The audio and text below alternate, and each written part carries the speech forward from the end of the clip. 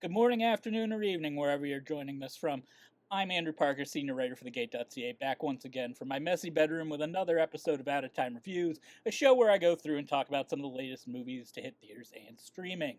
Back once again this week after taking the last one off of the Easter holiday, we have 6 films to get into today, including Halle Bailey as an American traveler falling for Regé-Jean Page's British expat local in the romantic comedy You, Me, and Tuscany. Marc by Sofia, filmmaker Sofia Coppola's documentary profile of fashion designer and close personal friend Marc Jacobs. Middle Life, a slice of life comedy starring the leading members of the Canadian band July Talk. The raunchy French-Canadian relationship comedy Follies from writer, director, and star Eric K. Boulon. The twisty Japanese video game adaptation Exit 8 about a man who seemingly can't do something as simple as exiting a subway station. And the new horror thriller Faces of Death, a modern reimagining, extension, and commentary on the infamous controversial franchise that spawned it from the makers of How to Blow Up a Pipeline. As always, like, share, and subscribe if you feel so inclined, but for now, let's get to the movies. So let me get this straight. You meet some random rich white boy. He's Italian. Salute. So some random rich spicy white boy. Da Matteo. And you think that that's a sign to fly to Italy tonight? It's not about him. He doesn't even live there anymore. But he told me about his big old villa just sitting there. Empty. Don't come calling me from no Tuscan jail. You, Me, and Tuscany is a weak reworking of ideas from better rom-coms that came before it. Particularly reminiscent of While You Were Sleeping, only with someone who's absent instead of in a coma, You, Me, and Tuscany is an attempt to produce a rom-com from a black perspective, but really you could plug inanimate objects into these roles and the movie would play to the same formula. Halle Bailey stars as Anna, the kind of protagonist who has their entire bittersweet backstory explained in the first seconds of the movie, and then constantly repeated throughout for the benefit of anyone who wasn't paying attention or was looking at their phone the entire time. Once harboring dreams of becoming a chef like her late mother, she has become a house sitter that bounces around from place to place, using the job to live out the kinds of fantasy lives she wishes she'd had. Facing some tough decisions and falling on hard times, she meets Matteo, a real estate bro played by Lorenzo De Moore, in a hotel bar. They hit it off fairly well, with Matteo mentioning that he has a palatial estate in Tuscany that's sitting empty because he's always on the road. Matteo encourages Anna to follow her dreams of going to Italy like she once wanted to do with her mom, but Anna's ultimate plans likely aren't what Matteo had in mind. Having only $500 to her name, but possessing a round-trip ticket to Italy that she's held on to all these years, Anna thinks she has nothing to lose. She makes the snap decision to head to Tuscany, but there's apparently a big summer festival happening and hotel rooms aren't available. She ends up breaking into Matteo's vacant villa, thinking no one will be there for her 5-day trip. She even finds an antique engagement ring in Matteo's junk drawer that she tries on for size. She's shocked to discover that Matteo's family regularly shows up to keep the place clean and tidy. When it looks like the jig is up, Anna spins a tall tale that she's actually Matteo's fiancé, which holds up to minimal scrutiny because she knows a bit about him and he's already estranged from his family to begin with.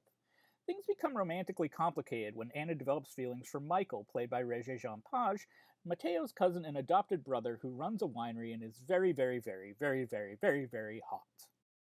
Sure, You, Me, and Tuscany takes place in one of the most picturesque parts of Europe, but director Kat Corio doesn't show off very much of it. There are plenty of open fields, rows of grapes, the same town square that gets seen over and over again, and of course the villa. But there's no real scope to the film that allows the viewer to feel transported. The hackneyed story and woeful Hallmark-level dialogue from Rampage and nonstop screenwriter Ryan Engel could take place anywhere and the results would be the same. It could easily pass for Niagara wine country, Greece, Napa Valley, pretty much anywhere with small-town vibes and lots of farmland. The production did indeed shoot in Italy, but You, Me, and Tuscany is so low in its aims that I had to stick around to the end of the credits to make sure they didn't cheap out even further by filming this in rural Atlanta or Northern California. You, Me, and Tuscany is the kind of bland, space-filling fare that I'm surprised is getting a theatrical release. It's filled with the kind of second-screen dialogue that is murdering a lot of streaming films that keep repeating the same plot points over and over again for the benefit of those who are choosing to do something else while the movie drones on in the background. And it's all very G-rated rom-com stuff, which makes the inclusion of Aziza Scott as Anna's sassy, profane best friend back home feel like an odd choice. Scott's occasional phone calls, texts, and FaceTimes are literally the only thing keeping this from Hallmark Channel purity. Similarly, the placement of prominent people of color in starring roles should differentiate Yumi and Tuscany from the pack. But outside of the best friend character, an admittedly funny bit where Anna tries not to get her hair drenched with water, and repeated references to Michael being a capital B brother in a world full of spicy whites, this isn't any different from the white bread fare that birthed it. At a certain point, I tried to view Yumi and Tuscany as just a good bit of escapism, but I kind of resented being called out of my house to watch something I could have watched 1,000 clones of at home for free. Even on the way out, the usually receptive preview screening audience members around me kept remarking that they probably would have been harsher to it if they had to pay to watch it in a theater instead of getting free tickets to it. You just sit around watching a mid-level meet-cute play out, you wait for the moment Mateo returns home to ruin everything for Anna, and then sit around for the fallout and expected conclusion where everyone gets what they want and everything is happily ever after.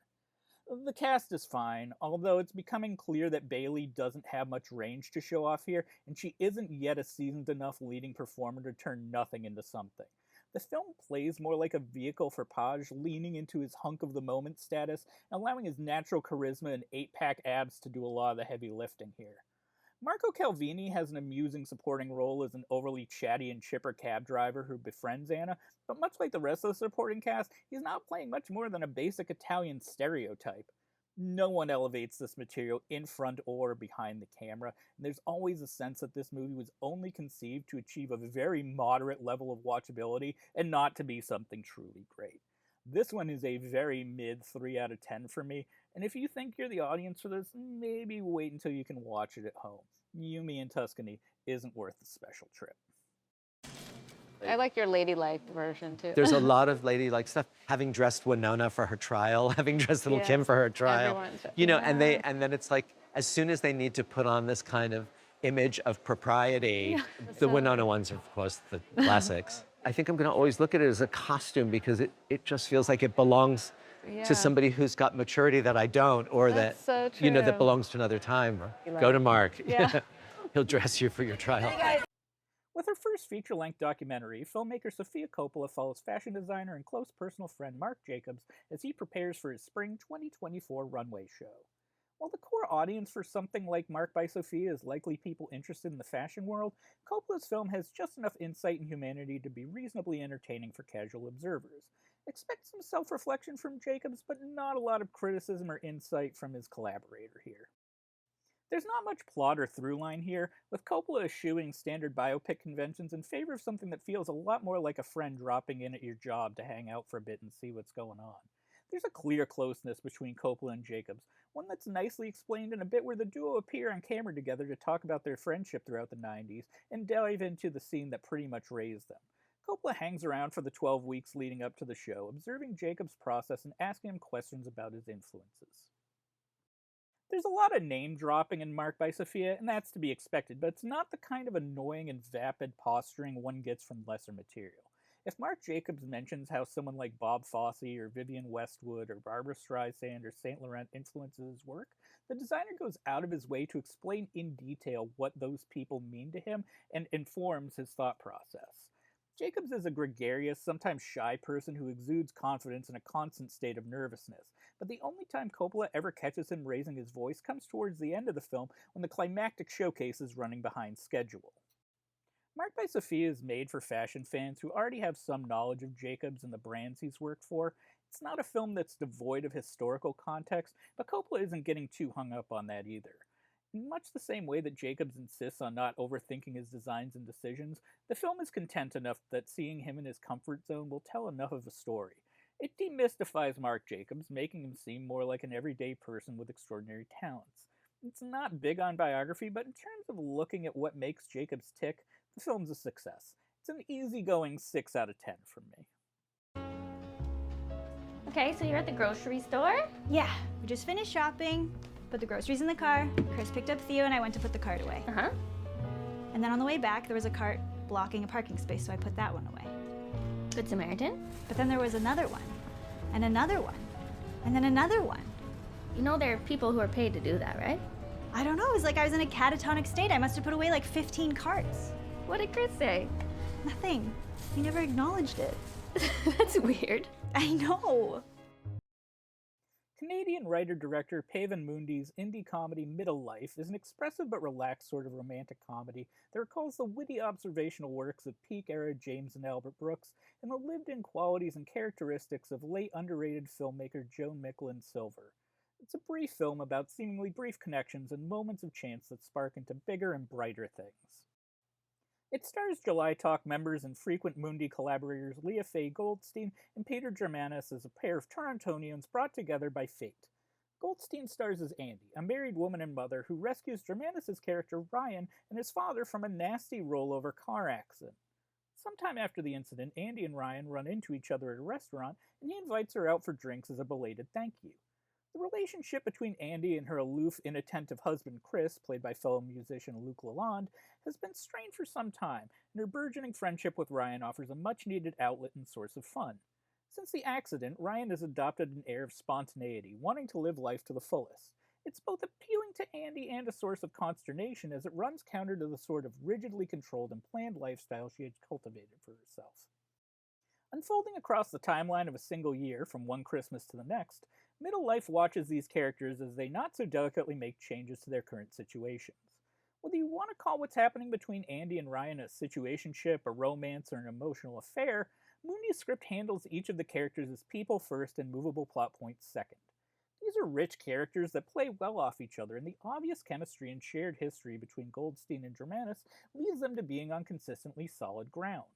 Goldstein is shown in other projects with Mundi before, like Diamond Tongues and Sundowners, but this provides Germanis, who's previously worked behind the camera for Mundi on those previously mentioned projects as a cinematographer, with a nice showcase for his droller, more comedic sensibilities.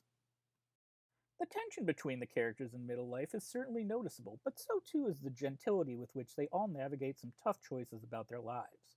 The feelings Ryan and Andy have towards each other are complicated, especially on her end, but the film never positions either of them as being of more sound mind than the other. Both bring their own damages to the relationship, and through their character differences they begin to work through something profound together.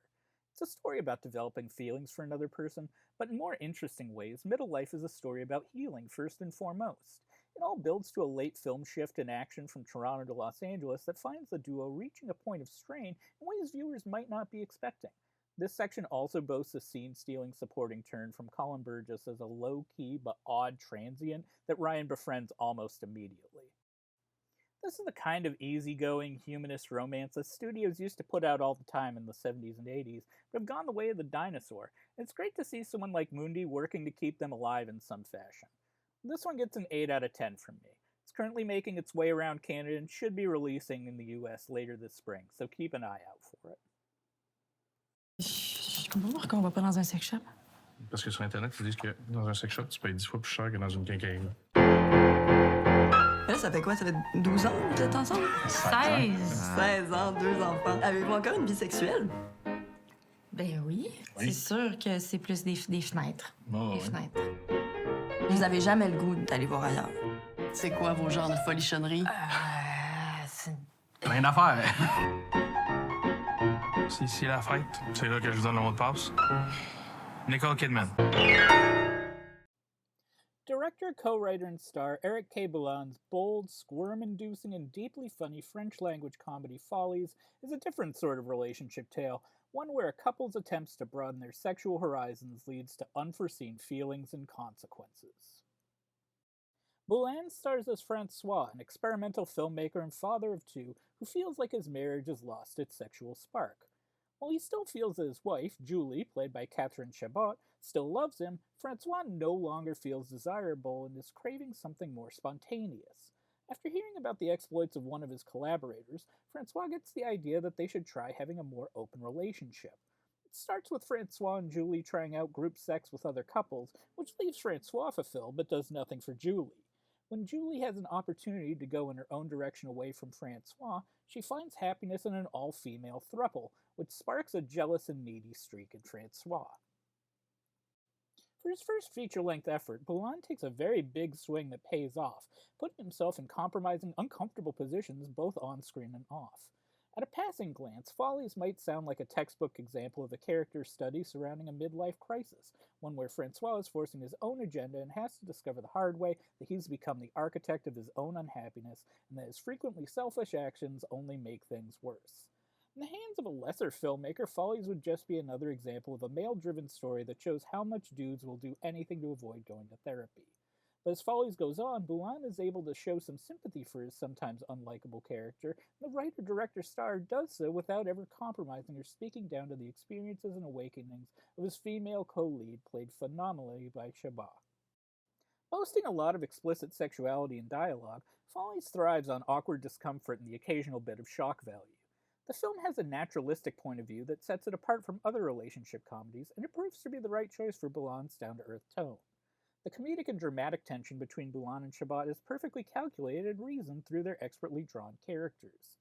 The film always makes the point of handling both characters as individuals from the start, rather than as a singular couple experiencing the same problem. Their problems aren't the same, and they struggle to understand where this sudden shift in their dynamic is coming from. They also go on their own paths, with Julie embracing her queerness for the first time, and Francois eventually finding his own sexual niche organically and without trying to force something. There are big confrontations that turn to moments of tenderness and understanding, and also emotional outpourings that deftly turn into hilarious punchlines on a dime. Follies is a movie that will keep audiences guessing, not in the same manner that a thriller or mystery would, but because the viewer truly doesn't know from the start which direction this relationship is going to go in. As the film goes on, it becomes more and more apparent that there aren't any band-aid solutions to fix what's happening here. The viewer just wants to see both of them in a better place than when they started out.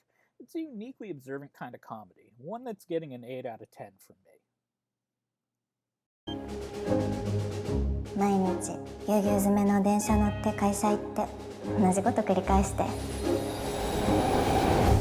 そっちの方が地獄みたいでそっちの方が地獄みたいでそっちの方が地獄みたいでそっちの方がすいません、8番出口ってどこですか？ご案内。異変を見つけたらすぐに引き返すことは。いえ。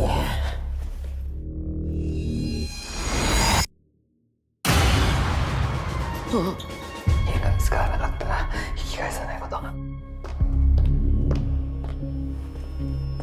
えた。異変を見逃さないこと。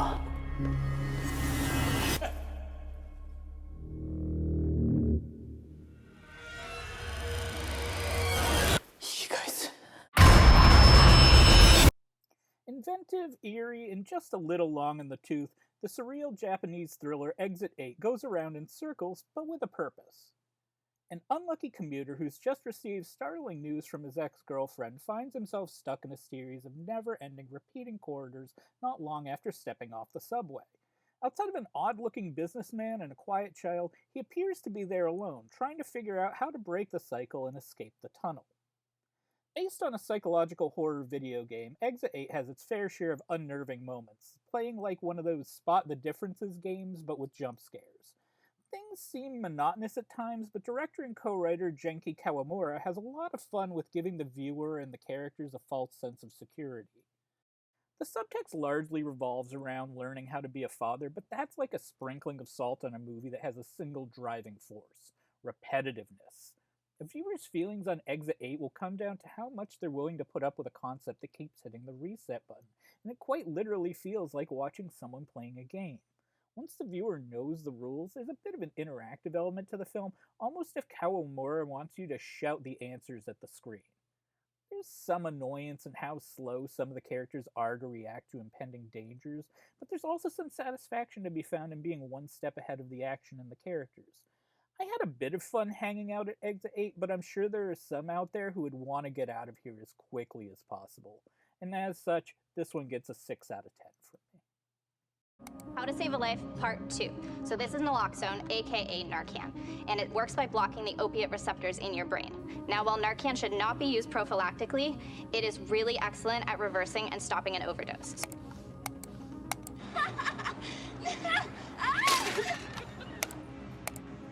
But when the guards led him down death row toward the execution chamber, He seemed nervous and totally disoriented.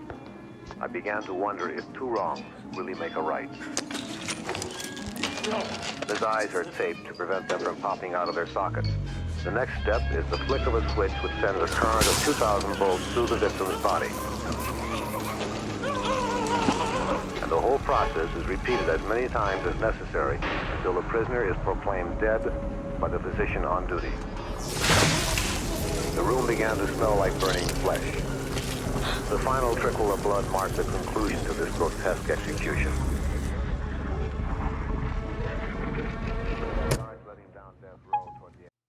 And this week, we close with Daniel Goldhaber and Issa Mazay's reimagining of the infamous VHS nasty Faces of Death.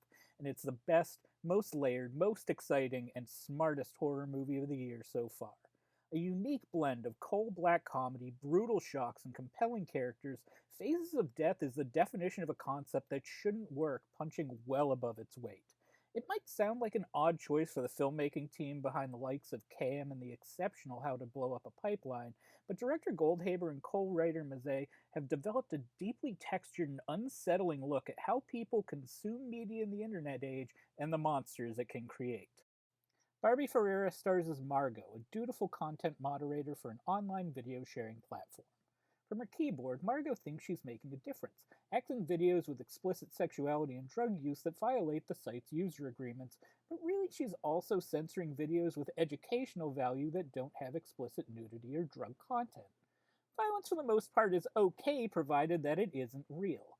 Her job enters a gray area when someone starts uploading videos that remake scenes from the infamous Faces of Death series, a collection of movies that purported to show real-life violence and atrocities like ritualistic murders, public executions, and animal abuse that turned out to be notoriously fake. But something about these videos and their tone makes the previously traumatized Margot believe that they could be the work of a serial killer. Her boss, played by Jermaine Fowler, doesn't want Margot to rock the boat, as involvement with the authorities would look bad for the reputation of the platform. Obsessed with potentially stopping a madman's reign of terror, Margot embarks on her own dark and independent investigation, leading her to the doorstep of Arthur, played by Dacre Montgomery, a cell phone shop salesman by day who spends his non-working hours as a filmmaker creating violent content that he hopes will go viral. Goldhaber's Faces of Death is a metatextual twisting of what made the original series so infamous, updated for an age where the lines between filmmaking and content creation have become irreversibly blurred, and the viewing habits of the public have become dumbed down and numb. The shocking is no longer shocking. It's just more content for the mill. As one of Margot's cynical and nonplussed coworkers says while watching one of Arthur's Faces of Death clips, chuckling at this kind of outlandish gore becomes a way to cope in a world that always has people worked up 24/7 and is determined to make us feel bad all the time. What seems tragic one day is a punchline to someone else's sick joke tomorrow.